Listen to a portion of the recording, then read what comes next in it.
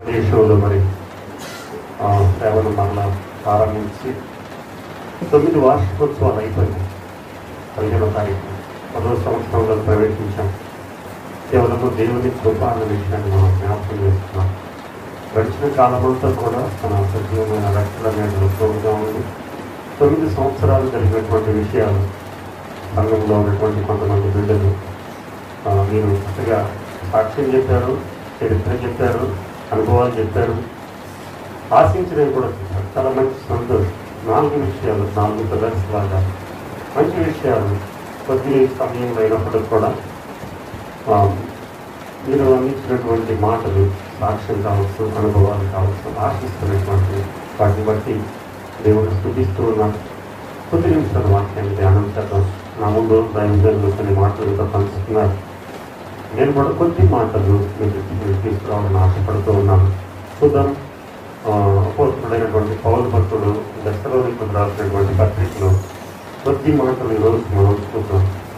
అపోస్తుడైనటువంటి పౌలు భక్తుడు దశలోనికులకు రాసినటువంటి మొదటి పత్రిక 1వ అధ్యాయంలో ఒక మాట చదివి ధ్యానం చేద్దాం.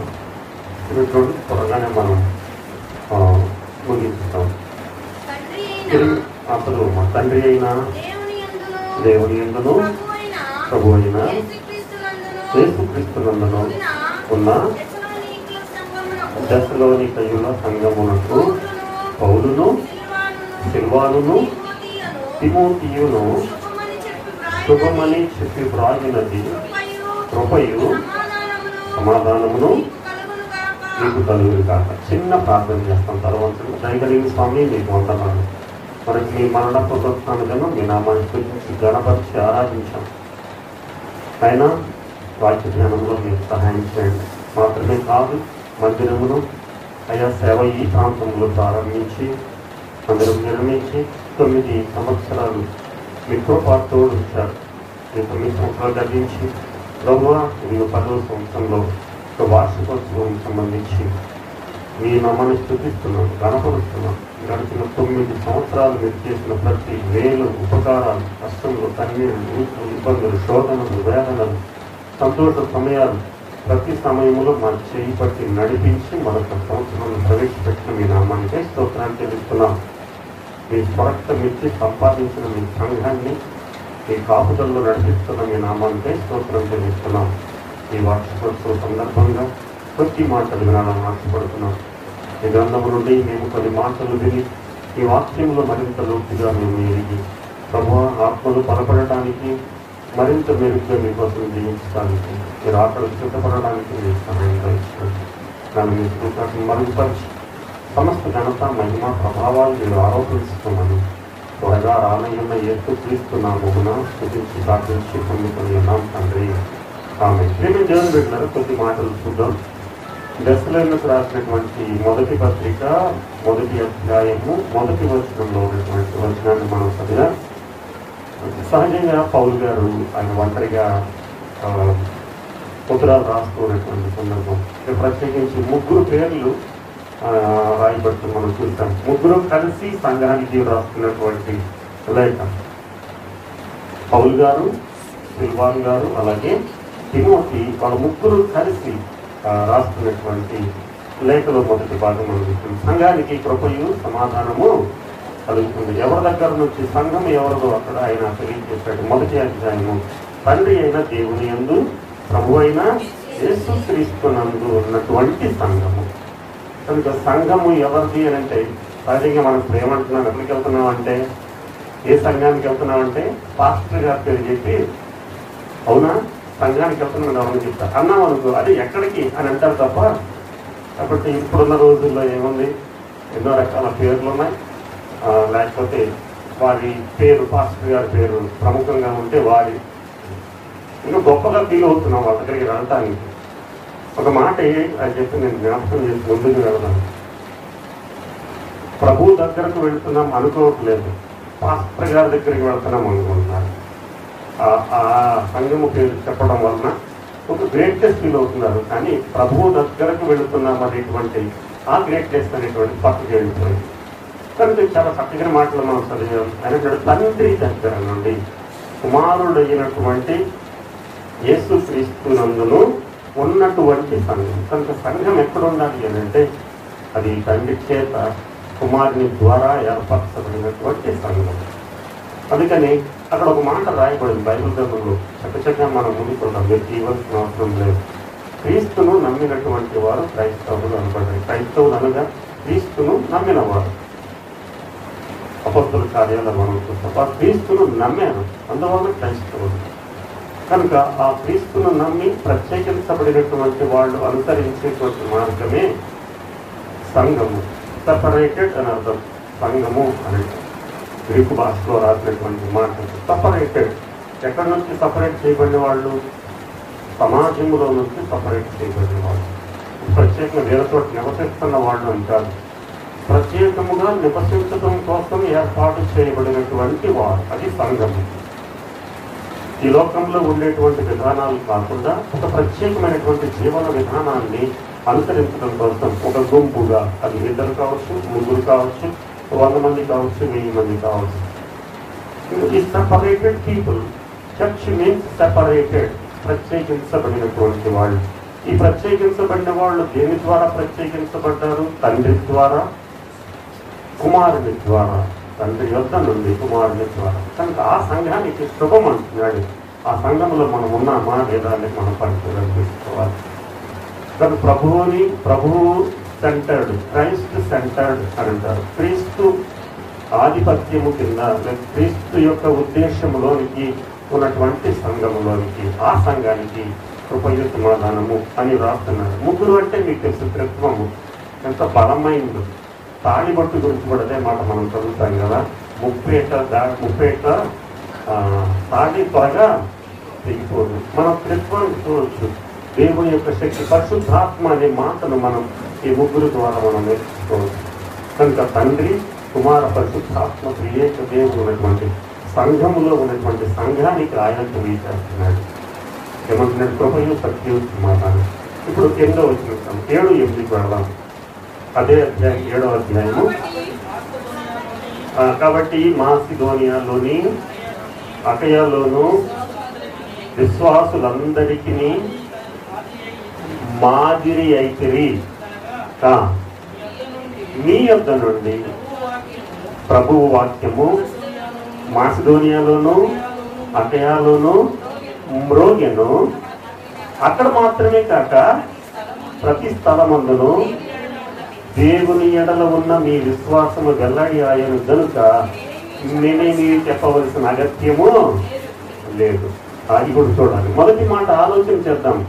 తండ్రి, కుమార, పరిశుద్ధాత్మ దేవుడు త్రియేక దేవుని ద్వారా ఏర్పరచుకునేటువంటి సంఘము, దెస్సలోనికీలో ఉన్నటువంటి సంఘములో నుండి వాక్యము మారుమ్రోగుతుంది అంటాడు. క్రైస్ట్ సెంటర్డ్ అన్నాడు. క్రీస్తు కేంద్రముగా కలిగినటువంటి సంఘములో నుండి అకయలోను, మాసిదోనియాలోను చుట్టుపక్కల ఉన్నటువంటి వాళ్ళకి దెస్సలోనికీయ సంఘములో నుండి వాక్యము మారుమ్రోగుతుంది అని అంటున్నాడు. ఏముంది దెస్సలోనికీయ సంఘంలో? ఏముంది? దేవుని వాక్యం ఉంది. ఉండడం మాత్రమే కాదు, ఈ వాక్యము ప్రకటించబడుతుంది, మ్రోగుతుంది అని అంటున్నారు కదా. మనకు తెలిసిందాక మన సిస్టర్స్, బ్రదర్స్ చెప్పారు, పాతకాలంలో ఊర్లో గంట కొట్టిన తర్వాత మందిరానికి వెళ్ళేవాళ్ళం కదా. కొన్ని మందిరాలు, తక్కువ మందిరాలు ఉండేవి కాబట్టి గంట ఉండేది కొన్ని మందిరాలకి, అది విన్న వెంటనే. ఇప్పటికీ కొన్ని మందిరాల్లో ఉన్నాయి ఆ చుట్టుపక్కల వాళ్ళు వినపడటానికి. అంటే వెంటనే మనకు అర్థమైందో స్టార్ట్ చేస్తున్నారు. మ్రోగింది గంట వినటానికి, ప్రభు చెంతకి మనం వెళ్ళటానికి. ఈవెన్ దేవుని బిడ్డలారా, ఆలోచన చేద్దాం. మన సంఘము నుండి వాక్యము ఇతర ప్రదేశాలకి వినిపించబడుతుందా లేదా? సంఘం అంటే ఇందాక బ్రదర్ చెప్పినట్టుగా రక్షించబడ్డాం, మారు మనసు పొందాం, 10 ఏళ్ళు, 11, 12, 13 దేవుడు ఆయుష్ ఇచ్చినంత వరకు మాత్రమేనా? అయిపోయిందా? లేదు. ఎందుకు? సంఘాల్లో ఈరోజు నిర్లిప్తత ఉంది. అంటే రక్షించబడ్డాం, మారు మనసు పొందాం, ఆదివారం వెళుతున్నాం, ఆరాధన చేస్తున్నాం, వీలైతే దేవుడు ఇచ్చిన కానుకను దేవుడికి ఇస్తున్నాం, లక్ష్యం అయిపోయింది. అలా చెప్పట్లేదు. అందువల్లే నిర్లిప్తత ఎందుకు వస్తుంది అని అంటే, ఒక మాట వాడకూడదు కానీ కన్నకు లేని దొరక గట్టి ఎందుకు, పాస్టర్ గారు లేని బాధ నాకెందుకు. ఎంతసేపు చాపలు వేసే పని పాస్టర్ గారిదే, ఊడ్చుకునే పని పాస్టర్ గారిదే, ప్రసంగం చేసే పని పాస్టర్ గారిదే, మనం వెళ్ళిపోయినాక మడుచుకునేది పాస్టర్ గారి, కష్టం వస్తే పాస్టర్ గారి. ఇలాంటి ఒక అవగాహనకి అలా కాదు. ప్రభు అంటున్నాడు, సంఘములో మీరున్నటువంటి సంఘములో నుండి వాక్యము ప్రకటించబడటం మేము విన్నాం, ఎక్కడో ఉన్నాం మేము. మీ సంఘములో నుండి మాసిదోనియానికి, అకయలోనికి సంఘములో మీ యొక్క సంఘము నుండి వాక్యము వెదజల్లబడుతుంది, వాక్యము మారుమ్రోగుతుంది. మనం సేఫ్ సైడే మంచిదే. దేవుడు మనం రక్షించుకున్నాడు మన బిడ్డల్ని. మరి మన ప్రక్కన ఉన్న మన గ్రామంలో వాళ్ళ పరిస్థితి, మన ఇంటి ప్రక్కనే ఉన్నవాళ్ళు, మన గ్రామంలో ఇంకా రక్షించబడిన వాళ్ళ గురించి మనకేమైనా కొద్దిగా కన్సర్న్ ఉందా? వాస్తవమైన ఇందా సిస్టర్ చెప్పినట్టు మనం ఒకరింటికి చెప్పే పరిస్థితులు ఇప్పుడు లేవు. మనం చేయగలిగింది ఏంటి అంటే వాక్యము ప్రకటించే విషయంలో, ప్రార్థించే విషయంలో. ఒకప్పుడైతే వెళ్ళి అక్కడ ఏంటి అని మాట్లాడుకుని చక్కగా ఆ మాట ఈ మాటలు చెప్పి ఈరోజు పక్కింటికి వెళ్ళే పరిస్థితులే అదొక నామోషి. పక్కింటికి వెళ్ళి పంచదార అడగకూడదు, పక్కింటికి వెళ్ళి పోరాడకూడదు. ఎంత దారుణమైన పరిస్థితి. అడుగుతామని నా ఉద్దేశం కాదు, స్నేహము ప్రేమ లేవు. ఒకప్పుడు పక్కింటి వాళ్ళు ఇచ్చారంటే అది మనకి లేక ఇచ్చేవాళ్ళు కాదు. ఈరోజు దేవుని వాక్యం ప్రకటించడానికి అలాంటి పరిస్థితులు ఉన్నా లేకున్నా మనం వారి కోసం ప్రార్థన చేయవచ్చు. వాక్యము ప్రకటించబడాలి, గ్రామాల్లో ప్రకటించబడాలి. ఇది గుర్తు చేస్తాను నేను. ఈనాటికి రాయలసీమలో కొన్ని ప్రాంతాల్లో పెద్ద పెద్ద సంఘాలు కూడా నెలలోనూ 2 నెలల్లోనూ పాంప్లెట్లు తీసుకొని ఇంటింటికి వెళ్ళి వీళ్ళకి వార్త చేస్తున్నారు. అంత తేలిక ఏం లేదు. దారుణంగా హింసించబడుతున్నారు, నెట్టి వేస్తున్నారు, కొడుతున్నారు. అంత పరిస్థితి కాకపోయినా దశలోనికి సంఘంలో నుంచి మాసిదోనియా, అకయ సంఘాలకు మాత్రమే కాకుండా ఆ చుట్టుపక్కల ప్రాంతాలకు మందిరము నుండి వాక్యము ప్రకటించబడాలి. మన సంఘంలో జరగడానికి మనమేమన్నా చేయగలమేమో ఆలోచించి కొన్ని రకాలుగా జరుగుతుంది. మీకు తెలియనటువంటి పరిచయం కూడా జరుగుతుంది. మీకు తెలుసు, బ్రహ్మనాయుడు ఒక ఛానల్ పెట్టాడు.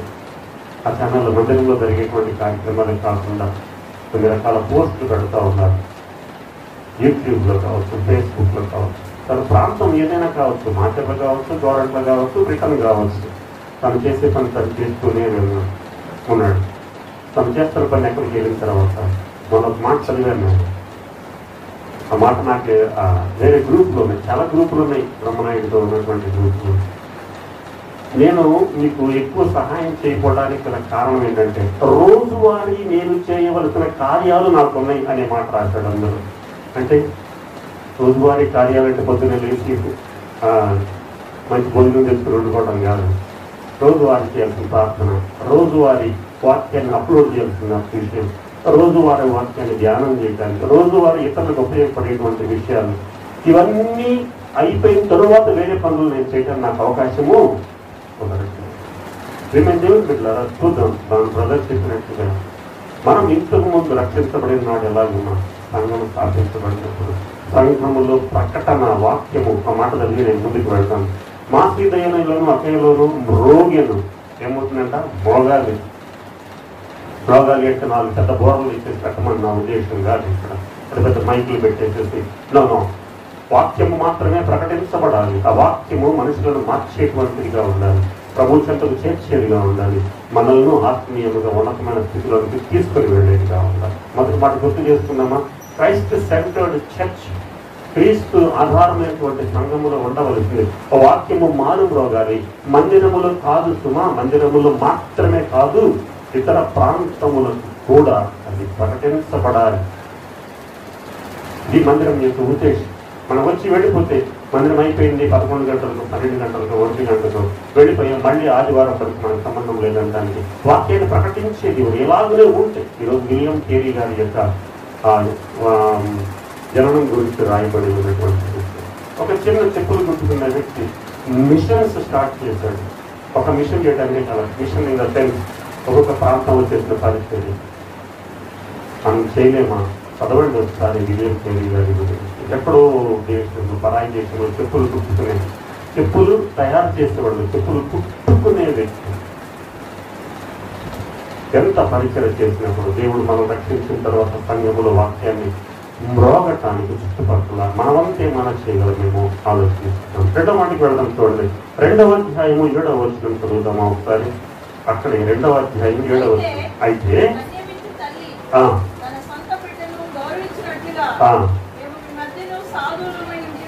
ఎలాగుండాలి అని అంటున్నాడంటే, సంఘాన్ని స్థాపించి సంఘములో ఉన్నటువంటి సమయంలో అధికారాన్ని ప్రదర్శించలేదు పౌలు గారు.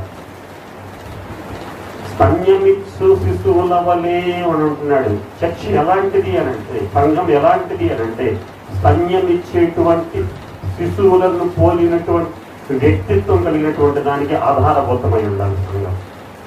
మీ మధ్యలో మేము ఎలా ఉన్నామంటే, మా హోదా చూపించడానికో మా అంతస్తు చూపించడానికో మేము సంఘాన్ని స్థాపించామను, ధర్మశాస్త్రంలో ప్రావీణ్యం సంపాదించామను, కొంతమంది స్థానంలో ఉండడానికి మేము ఇష్టపడలేదు. మీతో మేము ఉన్నప్పుడు పాలు తాగే చిన్న పిల్లలు ఎలా ఉన్నారో అలాగే ప్రవర్తించాం. నెక్స్ట్ రెండవ పాయింట్ ఏంటి అని అంటే, the church is the nursery of the kids. Nursery for the kids. చిన్న పిల్లలు అంటే పసిపిల్లలు అంటే అర్థం ఏంటంటే, అలాంటి వ్యక్తిత్వము కలిగినటువంటి వారిని పెంపొందించేటువంటి సహవాసమై ఉండాలని అంటున్నాడు. సంఘాన్ని స్థాపించడానికి సహాయపడింది మేమే అంటే పౌలు గారు ఆయన గురించి అన్నమాట. అయినప్పటికీ మేము ఎలా ఉన్నామంటే అలాగే లేము. ఈ సంఘం పౌలు గారు స్థాపించాడు, తిమోతి గారు సహాయం చేశాడు, సిల్వాన్ గారు వచ్చి అప్పుడప్పుడు బలపరిచాడు. నాకు కాదు, మీ మధ్యలో మేము శిశువులను, చిన్న పిల్లలను, అలాంటి వ్యక్తిత్వం మీకు ఉండాలి అని అంటున్నాడు. దేవుని యొక్క సంఘము శిశువులను పోలినటువంటి వారు నివసించేటువంటిది. అదే సమయంలో కొత్తగా వచ్చినటువంటి శిశువులకు నేర్పించేటువంటి విధానం, తల్లి దగ్గర స్తన్యం, కొత్తగా వచ్చేటువంటి వారికి మనం మందిరములో ఉండేటువంటి విషయంలో స్తన్యం ఇచ్చేటువంటి బిడ్డలు వంటి బిడ్డలుగా ఉండాలి. కొత్తగా వచ్చేటువంటి వారికి అలాంటి ప్రతి పిల్లలకు బోధించేటువంటి వారమై ఉండాలి. బోధించడం అంటే మైక్ తీసుకుని ప్రసంగాలు చేసి యూట్యూబ్లో పెట్టడం కాదు. పౌలు గారు భార్యల గురించి మీరు మీ యుక్తమైన ప్రవర్తన ద్వారా, విశ్వాసము ద్వారా మీ భర్తలను ప్రభు దగ్గరకు రప్పించే అవకాశము మీరు తీసుకోండి అంటున్నాడు ఆయన. ఇక ఇక్కడ ఉన్న ప్రసంగం నుంచి వాళ్ళు చెప్పడం కాదు, మన ప్రవర్తన ద్వారా, మన క్యారెక్టర్ ద్వారా మారే అవకాశం. దేవుని బిడ్డలారా, ప్రభు అంటున్నాడు సంఘములో ఇలాంటి పరిస్థితి. అందరూ శిశువులు అనుకోండి, గొడవలు ఉంటాయి ఏమన్నా. మీకు అనేక సార్లు చెప్పాను, స్కూల్స్ పిల్లలు కొట్టుకుంటారు. వాళ్ళకి మనం బుద్ధి చెప్పేలోకి మళ్ళీ కలిసిపోయి ఆడుకుంటూ ఉంటారు. అది చిన్నపిల్లల యొక్క నేచర్. ఒకసారి మన మనసులో కోపం వస్తే అది జీవితకాలం పోయిద్దా? ఖాళీగా ఉన్నప్పుడు అలా గుర్తొస్తూనే ఉంటారు. ఒంటరిగా ఉన్నప్పుడు ఏదో ఒక రకంగా రివెంజ్ తీర్చుకోవాలా, ఎదురైతే పక్క దాంట్లో వెళ్ళిపోవాలి. పిల్లలు అలా కాదు, అప్పుడే కొట్టుకుంటారు, అప్పుడే తిట్టుకుంటారు, అప్పుడే గుడిపు లాగేసుకుంటారు. వెంటనే అది హృదయంలో భద్రపరచుకోరు. ఎమోషన్ అయిపోయింది, మళ్ళీ వెంటనే వాళ్ళే కలిసి ఆడుకుంటారు. కాబట్టి ఆ మాట చదువుతాం చూడండి, 7వ వచనంలో రాసినటువంటి మాట. అయితే స్తన్యమిచ్చు తల్లి తన సొంత బిడ్డలను గౌరవించినట్లుగా, గౌరవం కాదు, గారవించినట్లుగా నేను మీ మధ్యన. గారవించడం అంటే గారాబం, మన భాషలో చెప్పాలంటే కదా. అది తల్లులకు తండ్రికి తెలుసు. బిడ్డలు ఎంత గారాబం పోతారు తల్లిదండ్రులు కదా. బయట ఎంత పెద్ద వాడి సింహం లాగున్నా తండ్రి ఇంట్లో మాత్రం ఏం చేస్తాడు పిల్లల దగ్గర? ఎంత గారాబము. మేము దేవుని బిడ్డలారా, సంఘములో ఇలాగ మేము ఉన్నాము. ఎదుటి వారు గారాబం చేశారు. మన పిల్లలు కాకపోయినా చంటి పిల్లలు ఎత్తుకు వస్తే వాడు ఎవరో మనకు తెలియపోయారు. మనం ముందు చేస్తాం కదా, ఒళ్ళోకి తీసుకుని ఆశపడతాం, ఎత్తుకోవాలని ఆశపడతాం. మనకు సంబంధం లేదు వాళ్ళు ఎవరో, కానీ ఆ బిడ్డలను సరదాగా తీసుకొని కొద్దిసేపు లాలించడానికి గొగ్గులు పట్టుకొని వాళ్ళతో ఆడుకోవడానికి. ఇలాంటి ఒక మంచి సహసంబంధం సంఘంలో ఉండాలి అని అంటున్నారు. పెద్దవారం వల్లే ప్రవర్తించడానికి లేదు, శిశువుల వల్లే. నాకు అక్క ఒక మంచి మాట అన్నారు. ఏంటి ఇది? పాస్టర్ గారు కూడా మనుషులే కాదా? ఏం ఎక్స్పెక్ట్ చేస్తున్నాం వాళ్ళ దగ్గరికి? దేవుడి వాక్యం మాత్రం ఎక్స్పెక్ట్ చేయాలి మనం. ఆయన సంగతి ఎవరో తెలియదు, ఎవరో తెలిస్తే మనకి తెలియదు, ఎవరో తెలియదు మనకి. ఎదుటి వాళ్ళు పర్ఫెక్ట్గా ఉండాలని ఆలోచన పక్కన పడేస్తాం. మనకి ఎందుకు? నువ్వు ఆమె సరిగ్గా ఉందా, ఏం సరిగ్గా ఉందా చెప్పే పాస్టర్, ఆ పాస్టర్ సంగతి దేవుడు చూసుకుంటాడు. ఇక్కడ చెప్పే నా సంగతి దేవుడు చూసుకుంటాడు. వాక్యము మాత్రమే విని మనం వెళ్ళి దేవుడి సంఘంలో అలాగని ఎలా పడితే ఉండడం అనేది కాదు. అది దేవుని యొక్క పని, దేవుడు చూసుకునేటువంటి. నేను చిన్నప్పుడు మాట విన్నప్పుడు ఉయ్యూరులో ఇమాన్యుల్ గారిని ఆయన వాక్యం చెప్తానంటే విన్నాను. సందర్భం ఆయన ఒక వారం మందిరానికి రాకపోతే సంఘస్థులు రెండో వారం అడిగారట, అయ్యారు మీరు రాలేదు అంటే వాడు ఎంత అమాయకులో నాకు ఇప్పటికీ నవ్వు వస్తుంది. అంటే ఏమైంది అయ్యారు అంటే, అమ్మ నాకు జ్వరం వచ్చింది అందుకే నేను రాలేదు, వేరే పాస్టర్ వచ్చారంటే అప్పుడు ఆవిడ అన్నట, అయ్యగారికి కూడా జ్వరం వచ్చిందా అన్నట్టు. నాకు బాగా గుర్తు, చిన్నప్పుడు ఎప్పుడో విన్నాను నేను. అంటే అయ్యగారికి జ్వరం రాదు, అయ్యగారికి కోపం రాదు, అయ్యగారి దేవుడికి సమానం, అలా తయారు చేసింది సమాజం. ఆమె అమాయకత్వం ఆమె ఇచ్చిన పల్లెటూరులో, మీకు తెలుసు ఉయ్యూరు దగ్గర చిన్న చిన్న పల్లెటూరులో చాలా అమాయకమైన ప్రజలు. వాడి ఉద్దేశం ఏంటంటే అయ్యగారికి జ్వరం, అయ్యగారు అన్నం తింటారు అనుకున్నది నాకు అర్థం కాలేదు. కానీ ప్రేమే దేవుని పెట్టారా, దేవునికి ఉద్దేశం ఏంటి అని అంటే అలాంటి చిన్న పిల్లలు ఆయన చెప్పినప్పుడు నేను నవ్వుతున్నాను నిజంగా అయ్యగారు. కాబట్టి మనిషి వైపు చూడవద్దు, దేవుని యొక్క మాట వైపు మాత్రమే మనం చూడాల్సిన వస్తుంది. కనుక రెండవ మాట మనం చూద్దాం. రెండవది ఏంటంటే ఇక్కడ మనం చదివినటువంటి ఏ నర్సరీ ఫర్ స్పెషలైజ్డ్ కిడ్స్, చిన్న పిల్లలు లాంటి వాళ్ళని పోషించడానికి పెద్దవాళ్ళలాగా ఉండాలి. మనం ఒకరితో ఒకళ్ళు పసి పిల్లల వంటి గారవించుకోవచ్చు. ఈ రోజుల్లో గారాబాలు కూడా పోయినాయి, తల్లిదండ్రుల దగ్గర గారాబాలు కూడా ఆ పరిస్థితి మనకి టైం కాదు. కాబట్టి ముందుకు పెడదాం, మనకు మాట చదవడానికి ప్రయత్నించడం. యెషయా గ్రంథం చదువుతాం చూడండి ఒకసారి. యెషయా గ్రంథం 40వ అధ్యాయం 11వ చదివి 3వ మాటకి పెడదాం. యెషయా గ్రంథం 40వ అధ్యాయము 11వ వచనం. గొర్రెల కాపరి వలె ఆయన తన మందను మేపును, తన బాహువుతో రొమ్మును ఆనించుకొని మోయు, పాలించు వాటిని. అసలు చదువుతుంటే అంటే నేను రోడ్ల మీద చాలాసార్లు గొర్రెలు వెళ్ళేటప్పుడు అది రోజు అనిక ఏదైనా దోస్తానే ఉంటాను. అది అప్పుడే పుట్టినటువంటి పిల్లలు కూడా చూస్తాను నేను.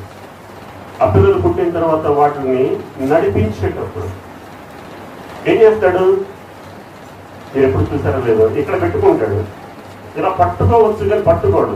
ఆ గొర్రెల కాపరికి మరి ఎవరు చెప్పారు, అప్పుడే పుట్టి కొన్ని గంటలు అయిన తర్వాత వాటిని నడిపించే సమయంలో కొద్దిగా పెద్ద భుజం మీద వేసుకుంటాడండి.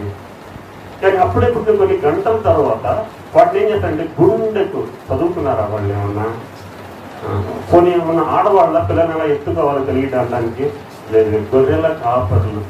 నాకు ఈ మాటలు గుర్తొస్తా ఉంటాయి వాళ్ళు చూసినప్పుడు. ఒక చేత కర్ర పట్టుకుంటాడు, మంద ముందు పెడతా ఉంటది, కొన్ని గంటల్లో అయినటువంటి ఆ మేక పిల్లని గొర్రె మేక ఇక్కడ పెట్టుకుంటాడు. చూడండి అప్పుడప్పుడు బస్సులో ప్రయాణం చేసేటప్పుడు మనం బయటకు వెళ్ళేటప్పుడు రోడ్డు మీద మనం చూస్తూ తెలుస్తాం. ప్రభు అంటే నేను ఎక్కడ పెట్టుకున్నాడు అని అంటున్నాడు. ప్రభు ఎక్కడ పెట్టుకున్నాడు, తన సంఘంలో ఉన్న బిడ్డను ఎక్కడ పెట్టుకున్నాడంటే భుజం మీద కూడా కాదు, తనకు రొమ్మున ఆనించుకొని నడుస్తున్నటువంటి ప్రభు. ఇది కదా సన్యమిచ్చు పాలించనంటే. ఇలాంటి కాపుదల ఇచ్చేటువంటి ప్రభు యొక్క సంఘములో మనం ఉన్నప్పుడు ఇతరుల ఎడ్ల మనం అలాగే ఉండాలి. కొత్తగా చేరిన వారి ఎడ్ల కూడా ఇదే జాగ్రత్తతో ఇదే విధంగా వాళ్ళని గారవించాలి. కనుక ఆలోచించాలి. 9 సంవత్సరాలు గడిచిపోయింది, రానున్న సంవత్సరాల్లో మన మందిరం ఎలా ఉండాలి ప్రభు ఆశిస్తున్నాడు. చదువుదాం, 3వ మాట చదువుదాం. అదే పత్రిక 3వ అధ్యాయము 5వ వచనం తీయండి. 3వ అధ్యాయం 5వ వచనము. ఇందుచేత నేను ఇతను సహింపజాలక శోధకుడు మిమ్మల్ని ఒకవేళ శోధించలేమో అని. ఇలాంటి జరిగేటువంటి సమయంలో ఎవడు రెడీగా ఉంటాడు అని అంటే the Satan is targeted the church. ఈ సమయంలో మనం సంతోషంగా ఉన్నప్పుడు ఏం జరుగుతుంది అని అంటే ఎక్కడ ఉంటాడు సాతాను మనకు బాగా తెలుసు. కొద్దిగా సంతోషించే లోపుని ఏదో ఒకటి ఇచ్చేసి దీంట్లో ఆ ఆనందాన్ని పూర్తిగా ఆస్వాదించక మునిపే వెంటనే కనీసం ఆ సంతోషాన్ని ఆస్వాదించకుండానే ఇలాంటి సంఘములో ప్రభువు కార్యాలు జరిగిస్తున్నటువంటి సంఘములు, చక్కగా సాగిపోతున్నటువంటి సంఘములు ఎవరు టార్గెట్ చేస్తారంటే సాతాను డెఫినెట్ గా టార్గెట్ చేస్తాడు. పౌలు గారు అంటున్నాడు, మీరు చిన్న పిల్లలాంటి మనస్తత్వం గలవాళ్ళు, మీ మీద ఎక్కడు సాతాను టార్గెట్ చేస్తాడు అని నేను భయపడి మిమ్మల్ని జాగ్రత్తగా చూచిరమ్మని తిమోతిని పంపిస్తున్నాను అంటున్నాడు. ఎంత గొప్ప విషయం అండి. మనం సంతోషంగా ఉంటాం, సాతానికి ఇష్టమా? మనం ఇప్పుడు మొహం మార్చుకొని కూర్చొని ఏడుస్తూ బొమ్మలు పెట్టుకునే వాడికి ఆనందం. అలా చేయడానికి ప్రయత్నం చేస్తాడు. కాబట్టి ఆ ట్రాప్ లో మీరు పడద్దు. అది ట్రాప్ లో పడద్దు అని అంటే మీరు ఎప్పుడైతే క్రీస్తునందు సంఘములో సంతోషంగా ప్రభువుని అనుసరిస్తూ నడుస్తున్న సమయంలో బీ విజిలెంట్ అంటాడు. చాలా జాగ్రత్తగా ఉండండి. ఏ క్షణమన్నా సాతాను దూరే అవకాశం ఉంది. అది ఏదో ఒక రూపంలో సాక్షాత్తు మన సృష్టికర్త, మన సర్వోన్నతుడైనటువంటి మన దేవుని కూడా శోధించడానికి వెనకాడినటువంటి సాతాను మన దగ్గరకు రావడానికి ఎంత శిక్షపడుతుంది. మూడో విషయం ఇస్తున్న సంఘానికి ఇస్తున్నాడు, జాగ్రత్త. సంఘం అంతా మంచి నడిచిపోతుంది అనుకుంటున్నామేమో, సాతాను టార్గెట్ చేస్తాడు. జాగ్రత్త. కుటుంబాలను టార్గెట్ చేస్తాడు, సంఘాన్ని టార్గెట్ చేస్తాడు. సంఘంలో ఇందాక మనం చెప్పుకున్నటువంటి మాటలే, అదేంటి ఇదేంటి, వాళ్ళేంటి, వీళ్ళేంటి, ఆయనంత ఈయనంత. నేను ఇలాంటివన్నీ ఎక్కడి నుంచి వస్తున్నాయంటే సాతాను నెమ్మదిగా ఎంటర్ అవడం. ఎక్కడి నుంచో సాతాను ఎంటర్ అవడు. ఒకళ్ళంటే ఒకళ్ళు ఎమోషన్స్తో ఆడుకుంటారు. అందుకని సంఘంలో ఎలా ఉండాలి? చిన్న పిల్లలు శిశువుగా పోయినటువంటి వారు. ఎంత సమయం, ఈ సమయం మనం గుర్తుపెట్టుకో. 9 సంవత్సరాలు గతించిపోయిన దేవుడు కాచి కాపాడాడు. రానున్న రోజుల్లో వాటికి ఎక్కడ అవకాశం లేదు. టార్గెట్ చేస్తారు. ఎక్కడ సంఘం ఎదుగుతుందో, ఎక్కడ సంఘం అభివృద్ధి చెందుతుందో, ఎక్కడ కార్యాలు జరిగిస్తున్నారు, ఎక్కడ ఆత్మీయంగా అభివృద్ధిలోకి పెడుతుందో సంఘము, వాటి టార్గెట్ చేస్తారు. చాలా మంది అంటూ ఉంటారు, ఏమండి దేవుని మందిరానికి వెళ్ళే వాళ్ళకైనా ఇబ్బందులు, కష్టాలు అనేది. ఎవడైనా ఆట ఆడేటప్పుడు కబడ్డీ కోరుతాను, వాళ్ళ టీంలో నన్ను పట్టుకుంటాడు. ఎవడన్నా కబడ్డీ ఆడేవాడు, ఖోఖో ఆడేవాడు ఎవరిని పట్టుకుంటాడు? ఆ టీం వాడిని పట్టుకుంటాడా? ఇంకా పార్టీకి ఉన్నాడని. అంత చాలా సింపుల్ థింగ్ కదా అది. పట్టుకుంటే ఏమంటారు? బొర తక్కువ నిలబెట్టుకున్నావు దేవుడిని, వాడిని నువ్వు పట్టుకోవాల్సింది. సాతాను టార్గెట్ మనల్ని ఎందుకు చేస్తున్నాడు దేవుని బిడ్డల్ని అని అంటే, అది మనం ఆపోజిట్ టీంలో ఉన్నాం, ఆ టీంలో ఉన్నాం, తాగేవాడు, తిరిగేవాడు, బందిరం కానివాడు అంటే చేస్తాడా? వాడిని ట్యాంపర్ చేస్తాడా? వెరీ గుడ్, ఇలాగే తాగుతూ ఉంది, ఇలాగే చేస్తూ ఉంది. ఈ చిన్న లాజిక్ అది మనం ప్రతిరోజు చూసేటువంటిదే కదా. ఆట పోతే దేవుని బిడ్డ అంటున్నాడు. మూడో మాట జ్ఞాపకం చేసుకున్నాం, సంఘంలో ఉన్నటువంటి ఈ బిజినెస్ చాలా జాగ్రత్తగా ఉండాలి. సాతాను ఏ మూల నుంచి ఏ కార్యక్రమాన్ని బట్టి సంఘము చక్కగా నడిచే సంఘాన్ని 2 చేయాలో, 3 చేయాలో, 4 చేయాలో, వెళ్ళేవాడిని వెళ్లకుండా, వచ్చేవాడిని రానివ్వకుండా, పనిచేసేవాడిని చేయకుండా, ఏదో ఒక రకంగా సంఘాన్ని ఇబ్బంది పెట్టడానికి ఉంటాడు. అందుకని జాగ్రత్తగా ఉండమని సంఘాన్ని నిలబెట్టి నడిపిస్తున్నటువంటి వ్యక్తి అయినటువంటి పౌలు గారు ఏమంటాడంటే, జాగ్రత్త చూసినప్పుడు ఎవరు జరుగుతున్నాయేమో, సాతానికి నడుస్తున్నాయేమో, జాగ్రత్త. అలాంటివి ఉంటే కానీ సంఘాన్ని జాగ్రత్త పరిచి మంచి మాటలు చెప్పినా పంపిస్తున్నాడండి. మనకు తిమోతి గారిలాగా, మన సిల్వాన్లాగా మన ప్రభువే ఉన్నాడు. పరిశుద్ధాత్మ దేవుడు మనం నిరంతరము కావలి కాస్తూ సంఘములో నుండి ఎక్కడికి మనం పడిపోకుండా ఉంటాయి. ఇలాంటి వాటిని రాకుండా ఉండడానికి మనం జాగ్రత్తగా ప్రార్థించవలసిన వారమన్నా. చదువుదాం, మరొక మాట చదువుదాం. చూడండి 3వ అధ్యాయం 12వ వచనం చదువుదాం ఒకసారి. 3:12. మరియు మన ప్రభు అయిన యేసు అందరితో వచ్చినప్పుడు మన తండ్రి అయిన దేవుని ఎదుట మీ హృదయములను పరిశుద్ధత విషయమై స్థిరపరచుటకై మేము మీ ఎడల ఎలాగున ప్రేమలు అభివృద్ధి పొంది వర్ధిల్లుతున్నామో అలాగే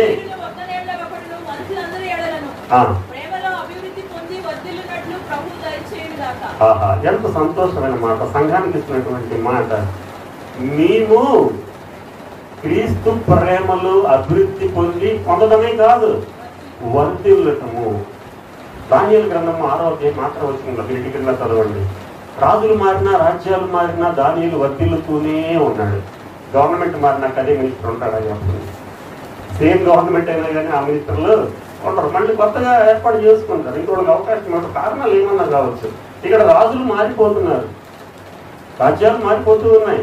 దానియేలు మాత్రం వర్ధిల్లుతూనే ఉన్నాడు తన జీవితం. కారణం ఏమిటి అని అంటే, క్రీస్తు ప్రేమలో తను కొనసాగినట్టుగా మనం చూస్తున్నాం.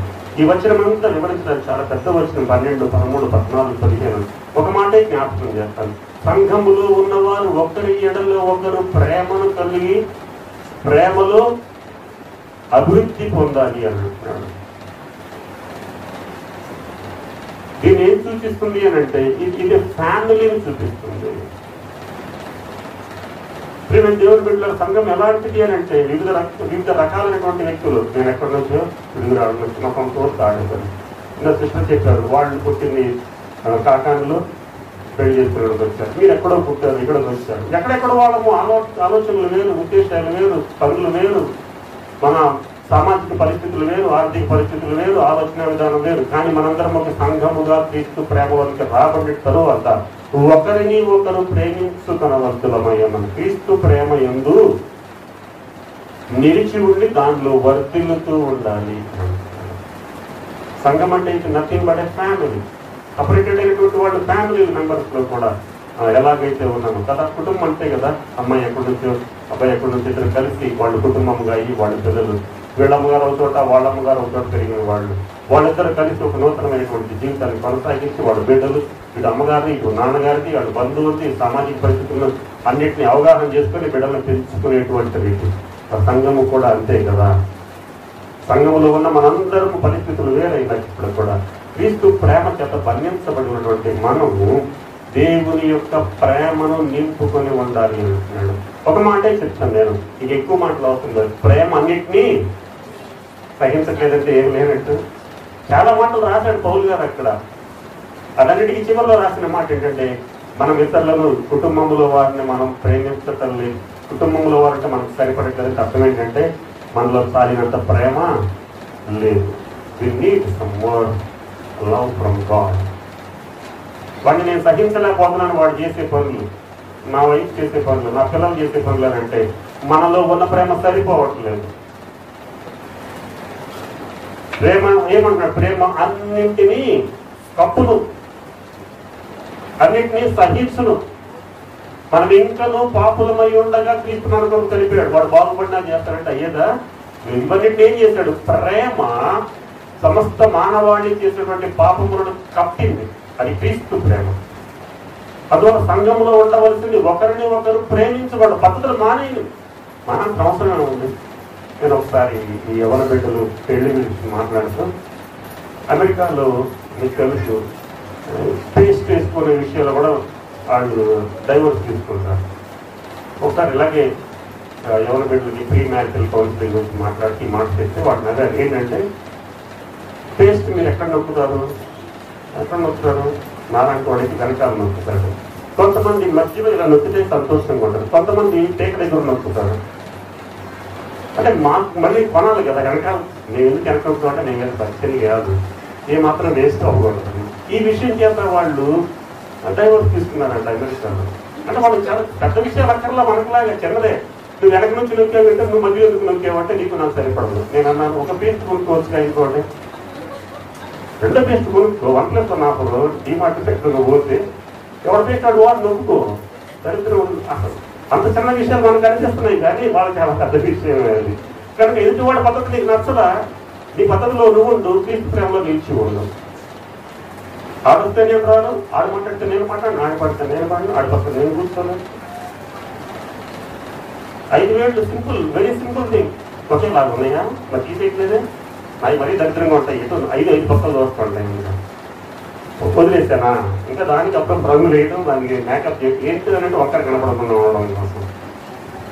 పంపలో వాడు సరిపడట్లేదు అని అంటే నీళ్ళు ప్రేమ సరిపోలా, క్రీస్తు ప్రేమ పొందుతున్నాం. ఇంట్లో వాడు సహించడం నేర్చుకుంటే 5 6 సంఘంలో ఉన్న 50 మందిలో 100 మందిలో ప్రేమించుకునే ప్రేమ క్రీస్తు ప్రభువు దగ్గర ఉంది.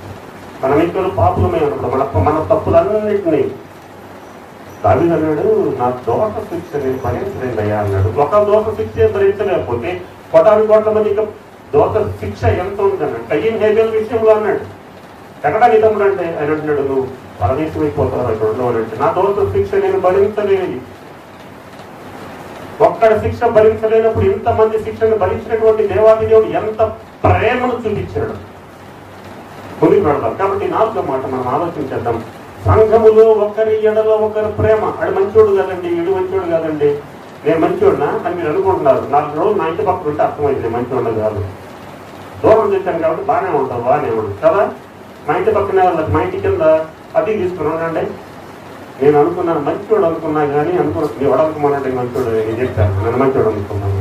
నువ్వు అనుకున్నావు, నేనేం చేస్తున్నాను? నీకెందుకు? నువ్వు అని ఇస్తున్నావు నాకు డబ్బులు, నేను సంపాదించుకుంటా, నా బదులు నేను బతుకుతున్నా. ఇవన్నీ అనవసరమైనటువంటి విషయాలు. క్రీస్తు ప్రేమలో ఉన్నప్పుడు సహించు, కాముగా మన పని మనం చేసుకున్నాం. ఆ ప్రేమలో ఉండడం మాత్రమే వర్తిల్లాలి అని అంటున్నాడు. ఇందాక బ్రదర్స్ చెప్పారు, 2 బ్రదర్స్ చెప్పారు.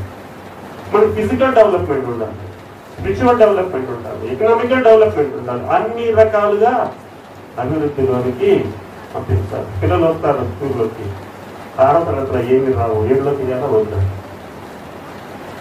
వెయ్యాలా వద్దా అంటే మాట్లాడరంటే వెయ్యాలా వద్దా, మరి ఏం రావట్లేదు కదా. ముందు అమ్మ నాన్నకంటే మాకు భయం ఎక్కువ. ఎందుకున్నాడు 6వ తరగతి, ఇంకా పైన చెప్తాను చూసే 10థలో చూసుకున్నట్టు వరకు వచ్చేసాడు కదా. 1 నుంచి 5 దాకా రాను సార్లు ఏమొచ్చులే మేకప్ చేసుకుంటాం. అక్కడ నుంచి 5 దాకా ఏం రాలేదు, నాలుగు ఏం రాలేదు. 10థలోకి వచ్చిన క్లాస్ టీచర్కి బుర్ర పాడైపోతుంది. ఏమంటా ఎప్పటికి ఆడు నెట్టేసే ఉద్దేశంలోనే ఉన్నాను, కానీ ఆడు బతికేయడానికి మనకు కూడా ఈరోజు పండుగ అయిపోయి ఏం చేయాలో అర్థం కానిటువంటి పరిస్థితి. అప్పుడు వచ్చిన తర్వాత అప్పుడు చదివాను నీకు ఈ విషయాలు పై తరగతుల్లో చెప్తారు అని అంటే, ప్రొఫెసర్ గారు ఆ యూనివర్సిటీకి వెళ్ళాడు, ఇవన్నీ కూడా మీరు ఎలిమెంట్లో నేర్చుకుని ఉంటారు కాబట్టి నేను చెప్పట్లేదు. ఇప్పుడు మరి ఇప్పుడు నేర్చుకుంటాడు, ఇది విచిత్రమైన విషయమే కదా. కాదు, రోజు జరిగేది అదే. ఇప్పుడు ఏమంటారు, నీకు అంత అవసరం లేదురా, అక్కడ నేర్పిస్తారు. ఆయన ఏమంటాడు, అక్కడ నేర్చుకోవాలి, నేను నేర్చుకుని రాలేదు, నేనేం చేస్తాను. మనమేం చేస్తాం, మన చెట్టులకు మనం గొడవం కదా. క్రీస్తు ప్రేమలో వర్ధిల్లాలి నేర్చుకున్నాడు. సో ఇలా వెళ్లకుండా అలా పెడితే అలాగే ఉంటుంది పరిస్థితి. కాబట్టి క్రీస్తు ప్రేమలో మీరు కలిసి ఉండి వర్ధిల్లాలి. నెక్స్ట్ మాట చదువుదాం చూడండి, 4:6 చదువమ్మా చక్కగా.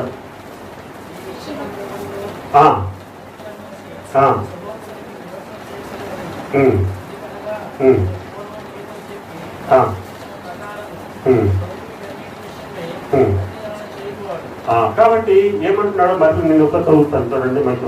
పాస్ గారి మైక్ లేదు కదా, నేను చదువుతాను చూడండి. 4:6 ఈ విషయం అంతా అతిక్రమించి తన సహోదరునికి మోసం చేయకుండా, ఎందుకనగా మేము పూర్వం మీతో చెప్పి సాక్ష్యించిన ప్రకారము ప్రభు వీటన్నిటి విషయమై ప్రతిదండన చేయకూడదు. కాబట్టి ఆడలంటోడు ఇట్లా మనకెందుకు, ఇదిగోనంటోడు అది మనకు అనవసరం. ఎవరు చూసుకుంటారంటే ఇందాక మనం మాట చెప్పుకున్నాం, అది ప్రభువు చూసుకుంటాడు. దేవుని వాక్యము మనం విన్నాం, వాక్యం ప్రకారం నడుచుకున్నాం. మా చర్చకు చూడండి ఇట్లాగా ఇట్లాగా అడిగి సరిగ్గా పాట పాడరాదు, వీడికి మ్యూజిక్ ఇవ్వరాదు, అడిగి నిలబట్టడం చేరలేదు. ఇవన్నీ మనకు అనవసరం విషయం. ప్రతిదండన వాడు దీన్ని ఏమంటారంటే స్పిరిచువల్ డిసిప్లైన్ అంటారు, ఆత్మీయమైనటువంటి క్రమశిక్షణ. మనలో మీ సోదరుల గురించి మీరు మాట్లాడొద్దు అంటున్నాడు. ఇక 5 వచ్చిన చదివితే చాలా సమయం అయిపోయింది, నేను అంతో టైంలో క్లోజ్ చేయాలని ప్రయత్నం చేయాలి. మనం చదువుతాను చూడండి, ఈ విషయం ఎవరినో అతిక్రమించి తన సహోదరుని మోసము. చాలా విషయాలు 5 వచ్చిన 5 వచ్చిన మీరు చదువుకోండి. మీరు ఏమన్నా ఈ వచ్చిన రాసుకుంటే 10 వచ్చిన కింద వచ్చిన చదవండి, లేదా మొత్తం చదివినా ఇబ్బంది లేదు. 5 అధ్యాయాలు ఏమంటున్నాడు, ఒకరిని ఒకడు మోసం చేసుకోవద్దు. స్పిరిచువల్ డిసిప్లిన్ కావాలి నీకంటే, ఆత్మ సంబంధమైనటువంటి క్రమశిక్షణ నీకు కావాలి. బ్రదర్ చెప్పారు ఇందాక, మనం ఒక 5 నిమిషాలు ముందరమ్మంటే నన్ను అన్నారు అనుకోండి, నేనేమంటాను, నీకేం తెలుసమ్మా ఎదురు చెప్తున్నారు, నేను పిల్లలు రావాలా, నేను పిలిచినప్పుడు నువ్వు రావాలంటే. నువ్వు పిల్లలు చెప్తున్నావా, లేకపోతే గవర్నమెంట్లో ఇంటి పక్కన ఇది అనవసరం ఉంది. ప్రతి పని చెప్పే మాట ఒకటే. రైల్వే స్టేషన్ బస్ స్టాండ్ లో మనకి ట్రైన్ కంటే ముందు వెళ్తామా లేట్ వస్తుంది అని ఎవరన్నా బయలుదేరారా? ఇప్పుడన్నా మీరు 10కి బస్సు బయలుదేరమంటే అప్పుడే ఏంటి బ్రదర్ మీకు తెలియదు, 10 గంటలు లేటు బస్సు అండి అన్నారు ఎవరన్నా? అరగంట ముందుంటే మీరు 9 పోయింది. ఇవే చాలా చిన్న విషయాలు. దేవుని సన్నిధికి పర్వాలేదు, పాటలు అయిపోయినాయి, వాక్యం అయిపోయినాయి, చివరికి అయిపోయినాయి. మన చిన్న వీడియో చూశాను నేను. దాంట్లో చర్చిలో ఉన్నటువంటి రకరకాల గురించి రాశారు. ఉంటే పెట్టేవాడిని కానీ ఆ ఎల్సీడీ ప్రాజెక్ట్ చాలా బాగా చేశారు. ప్రారంభం నుండి చివరి వరకు చివరి ఆశీర్వాదం వచ్చినప్పుడు కూడా వాళ్ళు ఉన్నారు. చూపిస్తే నాకు అనిపించింది నిజమే కదా. నిజమే, మీరు నవ్వుతున్నారేమో కానీ నేను అలా చేసేవాడు కొన్నిసార్లు. మా నాన్నకు తట్టుకోలేక మా నాన్న ద్వారా వెళ్ళామంటే వెళ్ళాము, అబద్ధం ఆడకూడదు అక్కడ కూడా. మళ్ళీ ఆత్మసంతృప్తి ఎప్పుడు వెళ్ళామనేది అనవసరం. వెళ్ళావా లేదా, ఆమె నన్ను కాలు పెట్టి వచ్చినావా లేదా. మేము దేవుని బిడ్డలు ప్రభు అన్నటువంటి మాట ఏమిటి అంటే సంఘం ఎలాగుండాలి, ఆత్మీయమైన క్రమశిక్షణ. జగన్మోహన్ మంచివాడు కాదు, నా గురించి అయితే మీకు లోటు తెలిసింది, ప్రభు చూసుకుంటాడు అన్న చెప్పి వాక్యం వెళ్ళిపోదాం, వాక్యము మాత్రమే అనుసరిద్దాం అన్న వ్యక్తిగత జీవితంలో ఉన్నటువంటి లోటుపాట్లు ఉన్నాయా, మీకు కనపడినాయా, అవి ప్రభువు చూసుకుంటాడు. లేదా అన్న వల్ల ప్రార్థన చేయండి, అయ్యా వాక్యం చెప్తున్నాడు కొన్ని విషయాల్లో ఉంది అన్నది ఇంకా సరించండి, తప్పేమీ లేదు. అక్కడ చెప్పిన మాట వాళ్ళని దిగొచ్చిన వాళ్ళు కాదు, గాడ్ అపాయింటెడ్ ఓన్లీ. అక్కడ దిగుమతి అవ్వలేదు, దేవుడు ఏర్పాటు చేసుకున్నాడు అంతవరకే. అంత మాత్రం చేత వీళ్ళు దేవునికి ప్రతిరూపాలా? లేదు లేదు, దేవుని చేత మధ్యవర్తిలై ఉన్నారు దేవుని మాటను వాడు అందించటానికి. అంతేగాని మీకు హిస్టరీ గురించి చెప్పినప్పుడు మేము చదువుకున్నాం, అందరూ చదువుకునే వాళ్ళమే కదా. ఏముండేది మనం చదువుకున్న హిస్టరీలో? రాజు దైవాంశ. ఆహా, ఇప్పుడు అదే అనుకుంటున్నారు. ఇందాక నేను అడిగాను కదా, అయ్యగారు కూడా జ్వరం వచ్చిందా, అదే అనుకుంటుంది. అలా తయారు చేశారు. అప్పుడు అనుకునే వాళ్ళు అమాయకంగా, ఇప్పుడు అమాయకులు చేసి అలా చేస్తున్నారు. మనం అలా ఉండద్దు. ప్రభు అన్నటువంటి మాట ఏమిటి అని అంటే, మీరు ఆత్మీయమైన క్రమశిక్షణ మీ పనులు చేసుకుంటా వెళ్ళిపో. That's it.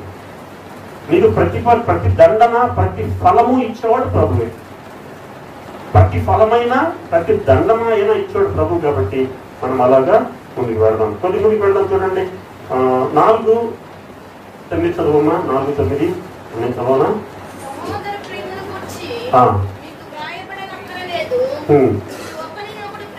అమ్మ నేను చదివేస్తాను, చక్కగా చదివేస్తాను. చూడండి, అలాగనే 10వ వచనం, మాసిదోనియా ఎందట ఉన్న సహోదరులు నన్ను ప్రేమిస్తున్నారు. సహోదరులారా, మీరు ప్రేమైన మరి ఎక్కువగా అభివృద్ధి నడుచుకుంటామని సంగమకు వెలుపటి వారి ఏళ్ల మర్యాదగా నడుచుకోవచ్చు. మీరు పొదువు లేకుండానట్లు మేము మీకు ఆజ్ఞాపించిన ప్రకారము మీరు పనులు దోలిపోక మీ సొంత కార్యం జరుపుకుంట ఎందును మీ చేతులతో పనిచేయటం ఎందును ఆశ కలిగి ఉండవనని మిమ్మల్ని హ్యూమన్ రిసోర్స్ డెవలప్మెంట్ అంటారు దీన్ని. ఎవరికి వాడే అభివృద్ధి చెందాలి. ఏం చేయాలి? పనులు వాటి ఏం చేయాలి? ఎంత బాగా రాశాడు. వచ్చిన 3 కలిసిపోయి ఉన్నాయి. మీ పని మీరు చేసుకోండి, పక్కనోడి పని మీకు అనవసరం. పక్కన మిమ్మల్ని ఏమనుకుంటున్నాడు? అక్కడ చెప్పిన మాటలు చాలా సత్యాలు. వాళ్ళు మీ వాళ్ళ, ఇది మనవాళ్ళు. పరలోకం కూడా మోటలు నాకు భయం గ్రూపు గెట్టేస్తారేమో అక్కడ. మీ ఊడు మా ఊడు ఏంటి? ఎంత దారుణమైనటువంటి పరిస్థితుల్లో మనం దేవుని వాక్యం ఇంకా దేవుని వాక్యం ఉన్నదన్నట్లుగా ఎక్కడ ప్రకటించబడితే అక్కడికి దేవుడు అలాగైతే ఎవరికి వచ్చేవాళ్ళు? కేవలము ఇశ్రాయేలు 12 గోత్రాలు. అంటే భారతదేశంలో ఆడబడరా బాబు? ఎక్కడ ముళ్ళ కంచెల్లో ఉండేటువంటి ఊరు బయట పెంట కుప్పం ఉండేవాడికి సువార్త వచ్చేదా? మీకు గుర్తుందా ఒక మాట? ఒక రాజు మంచి భోజనం తయారు చేస్తే తన సేవకులు పిలిపిస్తే అందరూ అన్నాడు, నేను పెళ్లి చేసుకున్నాడు. ఒకడు అన్నాడు, నేను ఎడ్లు కొన్నాను అన్నాడు. ఇంకోటి అమ్మాయి చూస్తాను పోతాను అన్నాడు.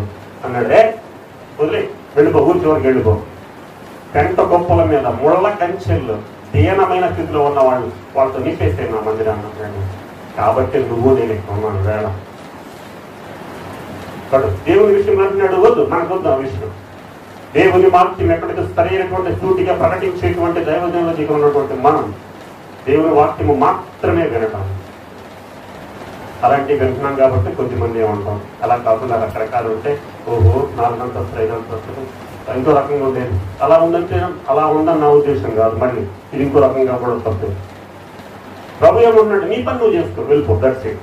పక్కన సంగతి నీకు అనవసరం, పనుల సంగతి నీకు అనవసరం. ఈ ఆత్మీయ స్థితిని అభివృద్ధి చేస్తూ చక్కగా నీ పనులు నిర్వర్తిస్తూ సంఘంలో నీ పనులు నువ్వు చేసుకుంటూ ముందుకు వెళ్ళిపో. This is self discipline and self development. ఇందాక ఆధ్యాత్మికమైనటువంటి క్రమశిక్షణ అన్నాం.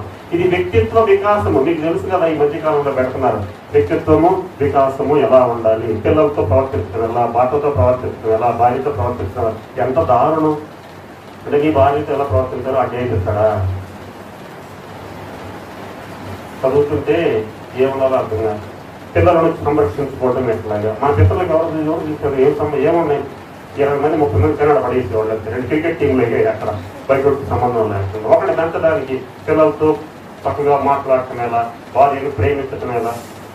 నీ ఇంటికి మళ్ళీ మనం గొడవ, మళ్ళీ వచ్చిన గొడవ. ఏం నేర్పిస్తున్నారంట?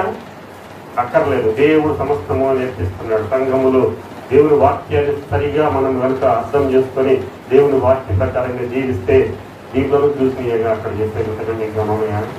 అది కొద్దిగా శుభ్రంగా పైన పాలిష్ చేసి చెప్తున్నారు. రైట్, చూద్దాం. కాబట్టి 6వ మాట మీరు ఏం తీసుకొని వస్తున్నాను అంటే, వ్యక్తిత్వంగా మనం అభివృద్ధి చెందాలి. సెల్ఫ్ డిసిప్లైన్ అనేటువంటిది, నాట్ డిసిప్లైన్, సెల్ఫ్ గ్రోత్ అనేటువంటిది, డెవలప్మెంట్ అనేటువంటిది కదా. ప్రార్థన చేసుకుని మీ అందరూ కూడా మనందరం ప్రార్థన చేస్తే పక్కన వాళ్ళకి అర్థమైపోయింది మన ఆత్మీయ స్థితి ఏంటి అనేది. తెలుసా మీకు? ఎందుకంటే చాలాసార్లు ప్రార్థన చేయాలి మనవాడు చేయమంటే అంటే, ప్రార్థన చేస్తే అర్థమైపోతుంది మనవాడి యొక్క స్పిరిచువల్ డెవలప్మెంట్ ఏంటి అనేటువంటిది. 10 ఏళ్ల కంటే ఇదే ప్రార్థన చేస్తాం, ఇవాళ కూడా డెవలప్మెంట్ ఉన్నట్టా లేదా? ఒకటో తరగతి 10వ తరగతి వచ్చినా కూడా మళ్ళీ రాయించుకుంటే పథకం మీద ఏమన్నా అర్థం ఉందా? నవ్వుతారా? ఇంకేమన్నా అంటారా? పెరిగాడు కాళ్ళలాగా. మా ఇంటి ముందు ఒక ఆయన ఉన్నాడు, ఒక మాట చెప్పి నేను చేస్తాను. ఎవరన్నా గొడవ చేశాడు, ఇంకో పోస్తే ఊరు సరిపోతాడు. ఎందుకు రాడు సరిపోతాడు? ఎంత కసితో కొడుకునే వేరే వాడిని అనేవాడు కాదు పాపం, మంచి అయినా మా ఇంటి ఎదురుగా ఉంది. ఏంటంటే మన బజార్ మొత్తం తెలిపోతారు కదా, అంత కొడుకు ఎంత దరిద్రంగా బిహేవ్ చేసేవాడు తండ్రి గారు. మేము దేవుని బిడ్డలు ఆలోచించారు. మన వ్యక్తిత్వము అభివృద్ధి చెందాలి. ఎక్కడ సంఘములోనే ఏంటి వ్యక్తిత్వం, పక్కన పనులు ఏళ్ళు పెట్టదు, ఈ పనులు చేస్తుంది. ఇది వ్యక్తిగతంగా సంఘానికి బయట ఉన్న వాళ్ళ విషయంలో కూడా జ్ఞాపకం చేస్తున్నారు. వాళ్ళ సంఘం మనకు అనవసరం అండి, దేవుడు మనం రక్షించాడు. సంఘానికి వెళ్ళి ఆత్మీయంగా అభివృద్ధిలోకి వచ్చి చివరి మాటలు ముగిస్తారు. 5:14 చదువుదాము. 5:14 సహోదరులారా ఏమనగా ఆహా ధైర్యపరచుడి చాలమ్మా. ఏమంటున్నాడు? చాలా మాట్లాడుతున్నాడు. అది కూడా ఒక మాటలోనే నేను ముగిస్తాను. ఇది ఏంటి అని అంటే స్పిరిచువల్ వీక్నెస్ సెంటర్. మనకు తెలుసు కదా, మానసిక వికలాంగులకు వేహిస్తూ ఉంటాయి. అవునా? చూడాలి. ఎప్పుడు మీరు ఎప్పుడు పిడుగు రావడానికి ఊరు చివర ఉంటుందన్నమాట. మా చేతిలో కూడా మూల మీద ఉంటుంది, రామాటాకి దగ్గర ఉంటుంది. ఇదేంటంటే ఆత్మ సంబంధముగా ఉన్నటువంటి వారి గురించి రాష్ట్రండి. సంఘం ఎలా ఉండాలి అంటే ఆత్మ అల్ప విశ్వాసంలో ఉన్న వారిని విశ్వాసంలోనికి లేవనెత్తేదిగా, సంఘానికి ఏదో ఒక కారణం చేత దూరమైన వారిని నెమ్మదిగా తీసుకుని రావడానికి ప్రయత్నం అనేటువంటిది. ఎంత చక్కని మాట సహోదరులారా అంటున్నాడు. అమ్మ చదువు వాళ్ళు ఒకసారి. మేము మీకు బోధించినది ఏమనగా అక్రమముగా నడుచు వారికి బుద్ధి ఎంతవరకు చెప్పాలి అంతవరకే చెప్పాలి, మనకి ఎంత తెలుసుకోవాలి. అంత మించి మనం ముందుకి ఈ విషయంలో మనం జాగ్రత్త కలిగి ఉండాలి. ఒక హద్దు మీరి వెళ్ళకూడదు. మనం అక్రమంగా నడుచు ఆ కాలము అలా ఉంది. ఈరోజు నువ్వు చేసే తప్పు అని చెప్తే మన ఇంట్లో వాళ్ళే మనల్ని యాక్సెప్ట్ చేయట్లేదు. నువ్వు చేసే తప్ప రైటా అని అంటున్నారు. కాబట్టి దాన్ని ఎలా చెప్పాలో వాళ్ళకి ఇబ్బంది లేనటువంటి విషయంలో అక్రమంగా నడిచేవారిని సక్రమమైన మార్గంలో నడిపించాలంటున్నాడు. చదువుతాడు. ధైర్యం చెడిన వారికి ఏం చేయాలి? ధైర్యము ఇవ్వాలి. ధైర్యం ఇవ్వాలి. కాపాడు ఎలాంటి దెబ్బ కొడతాడంటే మానసికమైన దెబ్బ కొడతాడు, ధైర్యాన్ని పోగొడతాడు. ఇంకేమీ లేదు, నా బ్రతికింతే అనుకుంటాడు. వాళ్ళకి కావాల్సింది క్రీస్తు ప్రభు. మనం ఏం చెప్పక్కర్లేదు, నేను డబ్బులు ఇస్తానని. నో, ప్రభువుని పరిచయం చేద్దాం. వాళ్ళు ధైర్యం లేదు, నాకు ఇంకే ధైర్యం లేదు, నాకేమీ అవకాశం లేదండి అన్న వాళ్ళకి క్రీస్తు ప్రభువుని మనం పరిచయం చేస్తాం. సత్యసింగ్ గారు, కొంతమంది దైవజనులు దేవుని యొక్క కరపత్రం చదువుకొని దేవుని బిడ్డలుగా ఎదిగి వాళ్ళు ఉన్నతమైనటువంటి సేవలు చేశారు. కారణం ధైర్యము లేని వారికి దేవుని వాక్యము మనం అనుకుంటాం మాటే కదా, కరపత్రమే కదా అని తేలిక తీసుకుంటాం. అది కొంతమంది, అనేక మంది సేవకులు, మిషనరీల జీవితాలు మార్చినటువంటి దేవుని యొక్క మాట. ఏం ధైర్యం ఇవ్వాలి? క్రీస్తు ప్రభువు ఉన్నాడు నీకు తోడుగా, ఆ తోడు నీతో పాటు నేను చేసే కార్యములు తోడుగా ఉండదు అని అంటున్నాడు.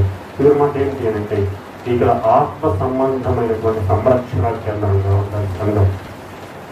ఎందుకు అక్కడికి వెళితే నాకు కొద్ది మనశ్శాంతిగా ఉంటుందని, ఆ మందిరానికి వెళ్తే ఎందుకు కొద్దిగా హృదయంలో నెమ్మదిగా ఉంటుందండి.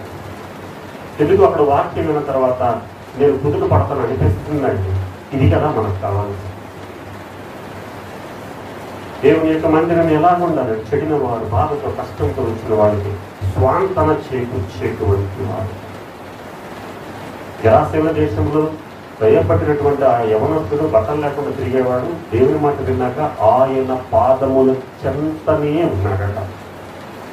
మాటలు బట్టలు వేసుకొని దూరంగా కూర్చుంటున్నారేమో అందరూ ప్రసంగానికి వెళ్ళడానికి వచ్చి, ఆ యవనస్తుడు మాత్రము ఆయన పాదముల చెంత మాత్రమే.